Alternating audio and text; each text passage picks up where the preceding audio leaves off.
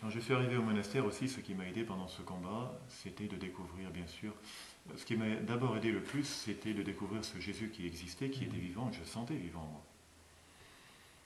Et de découvrir à travers ce que j'avais déjà la mémoire d'une première lecture de la Bible, de découvrir ce Jésus qu'on disait mort et ressuscité, mais que je sentais vivant.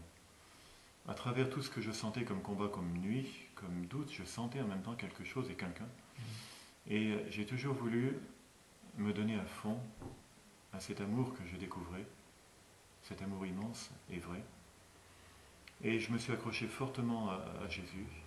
J'ai joué le jeu à fond de la vie monastique, par ce qu'on appelle l'ouverture de cœur, au Père spirituel, par la vie de prière, à la fois la vie communautaire et la vie personnelle, par la relation par rapport à la parole de Dieu, ce qu'on appelle la lectio, par les temps d'oraison, de méditation, et par la prière de mes frères. Et en fait, c'est l'ensemble de ces facteurs, et puis bien entendu aussi comme étant assommé par ce que j'ai découvert de l'Eucharistie.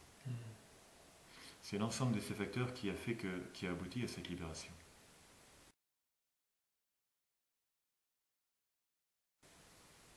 Le démon, quand il est en nous, et c'est pas des démons psychologiques, c'est vraiment de vrais démons.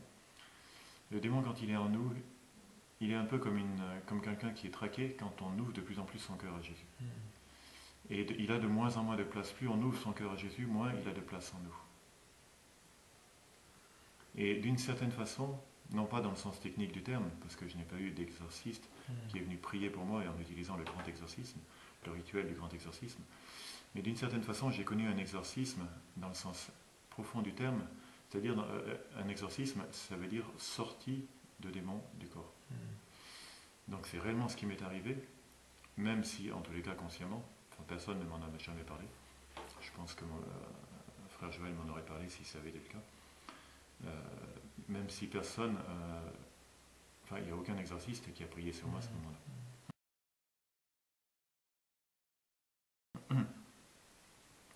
Mais ça ouvre des portes à une espérance immense parce que on est dans un contexte de société, et je suis bien placé pour le savoir, où on manque terriblement d'exorcistes. Et pourtant la demande est énorme.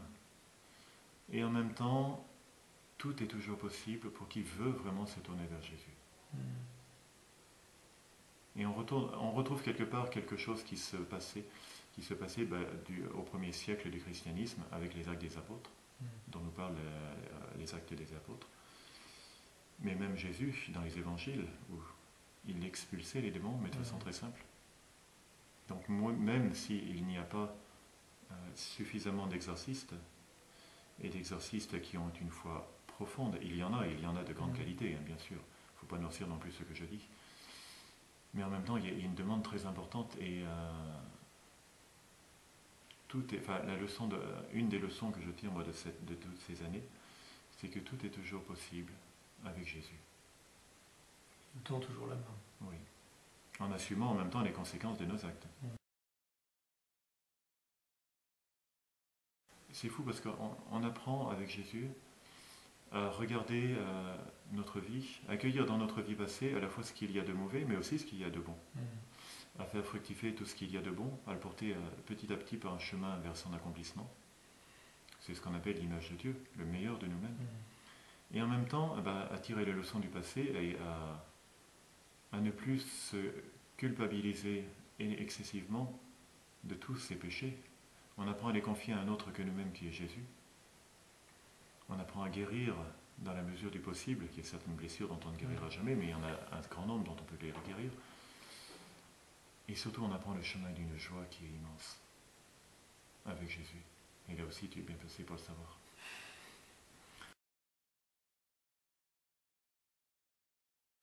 Donc, après cette libération, j'ai commencé à réfléchir vraiment, ce que je n'avais pas fait en profondeur avant. Dans ce domaine qu'on appelle la démonologie, qui est la science qui touche de près ou de loin aux agissements du démon. Et le démon, il ne m'intéresse pas. Ce qui m'intéresse, c'est Jésus. Le démon ne m'obsède absolument pas. Si quelqu'un m'obsède, entre guillemets, pour autant qu'on puisse le dire comme ça, c'est-à-dire qui occupe la plupart de mes pensées, c'est vraiment Jésus. Et le démon ne m'intéresse que dans la mesure où il éloigne de notre vocation immense à l'amour, qui est une vocation qui concerne tout être humain sur cette terre.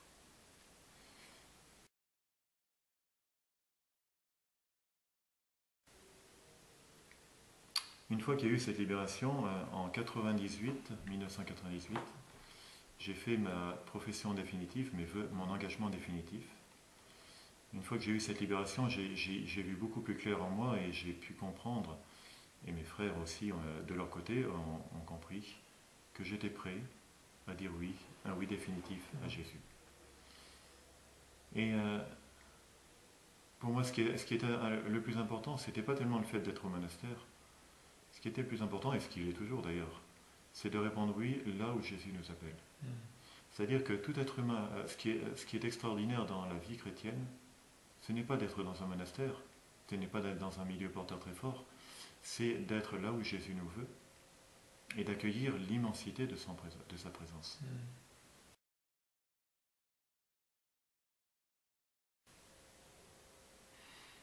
Et quand je rencontre quelqu'un qui me dit « mais vous êtes au monastère, vous êtes bien placé », on discute un peu et puis après on va voir si vous pensez toujours la même chose. Le plus important, il n'est pas là, c'est évident. Ce n'est pas le monastère qui nous sauve, c'est la présence de Dieu au monastère. Et Dieu, il n'est pas présent qu'au monastère, il est présent dans le cœur des hommes et des femmes du monde entier, si nous le voulons. Alors il est présent parce que nous sommes à l'image de Dieu, mais il est présent de façon beaucoup plus forte quand nous acceptons de croire en lui, et il est présent de façon encore plus forte quand on accepte de devenir chrétien et de recevoir le sceau sacramentel de la présence de Dieu, présence indélébile et qui est extraordinaire. Elle ouvre à une force d'amour qui est immense.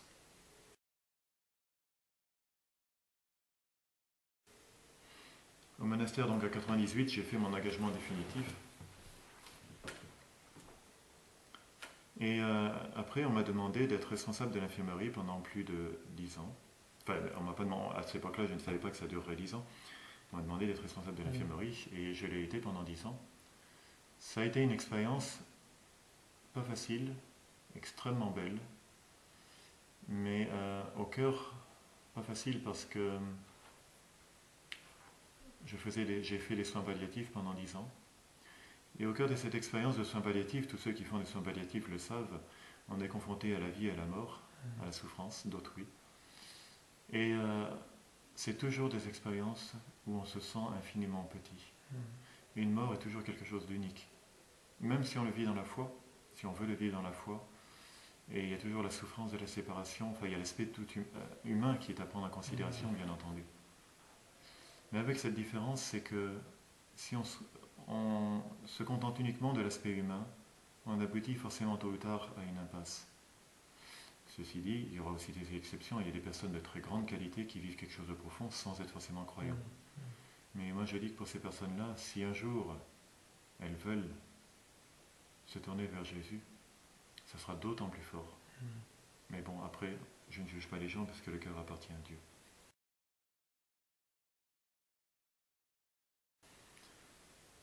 Mais pour ce qui est de l'expérience de soins palliatifs, j'ai dû accompagner jusqu'au bout, c'est-à-dire, pour nous c'est très concret puisqu'on descend dans la tombe, on creuse un trou pour tous les monastères cisterciens, et un trou qui fait 2 mètres de profond, et il n'y a pas de cercueil, on descend le frère sur une espèce de brancard avec sa coule qui est le vêtement religieux de l'église, et le tout dans un contexte de prière extrêmement fort, et c'est le frère infirmier qui descend dans la tombe et qui met le dernier voile sur le visage du frère. Avant de venir à l'abbaye, je n'avais jamais été confronté à un décès, à quelqu'un qui était mort. Et ce qui fait que la mort, dès le début, a été ce qu'elle est appelée à devenir pour nous tous, c'est-à-dire une simple porte. Il y avait bien sûr la souffrance de la séparation, puisque quand on s'implique très fortement auprès d'un frère, il y a des liens et parfois des liens affectifs qui se créent. Alors bien sûr, ce n'est pas aussi fort que des liens de famille, mais il n'empêche qu'il y a quand même des liens forts qui se créent, et il y a une souffrance de la séparation.